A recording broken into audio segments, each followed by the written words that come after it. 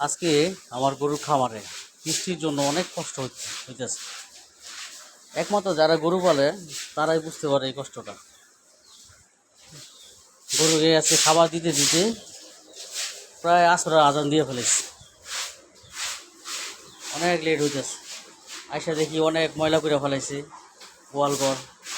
আইসা ঘাস কাটা লাগছে। যা যা দিছে না না, এটা শুধু চারির উপরে উঠে উঠে থাকে।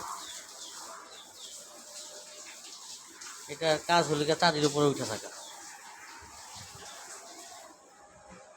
এটা হচ্ছে কি আমার ফ্রাগবি, আমার গোয়ালের বাছুর। আর এটা হচ্ছে গিয়া গির গাবি।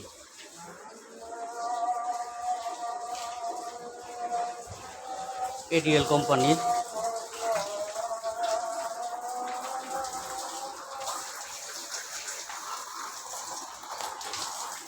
এটা হলো কি আমার ফ্রাগবি।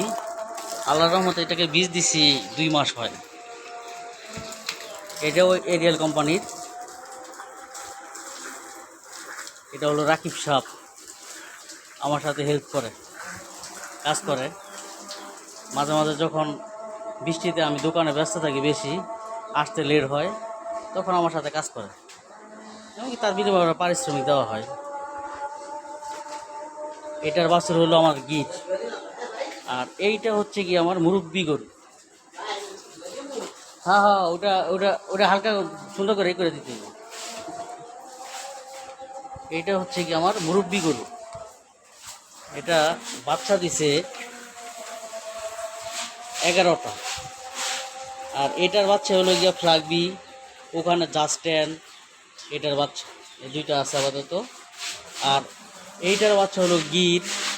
আর ওখানে হচ্ছে গিয়া শাহিওয়াল। এটা পরিষ্কার না করে দিলে, ছেঁচড়া থাকলে তাহলে শুইতে অনেক কষ্ট হইবে গরুর। নিজে এসে এটা উপরে ঝাড়ু ঝাড়ু দিয়া সুন্দর করে দিয়া কমপ্লিট করতেছি। আর প্রযুক্তি, আমরা যদি প্রযুক্তি ব্যবহার করি তাহলে আমাদের অনেক কষ্ট কম হয়। আমি গোয়াল ঘরে গরুর দুধ দোয়াই মেশিন দিয়া। মেশিনতে দোয়ালে হয় কি, আমার সময়টা অনেক কম লাগে, অনেক কম। আমার ঘাস কাটার মেশিন আছে, আমি যেমন মাঠে থেকে ঘাস কাটি মেশিন দিয়া। এটা হলো কি আমার ওই লাল গাভিটার বাছুর এইটা। আর এইটা হচ্ছে গিয়া এসিআই কোম্পানির জাস্টেন। আর এটা সরকারি বীজে আর কি। আইসা দোকান থেকে আইসা 2 বস্তা ঘাস কাটলাম, গরুরে পানি দিলাম, দুধ দুয়াইলাম, তারপরে এই যে পরিষ্কার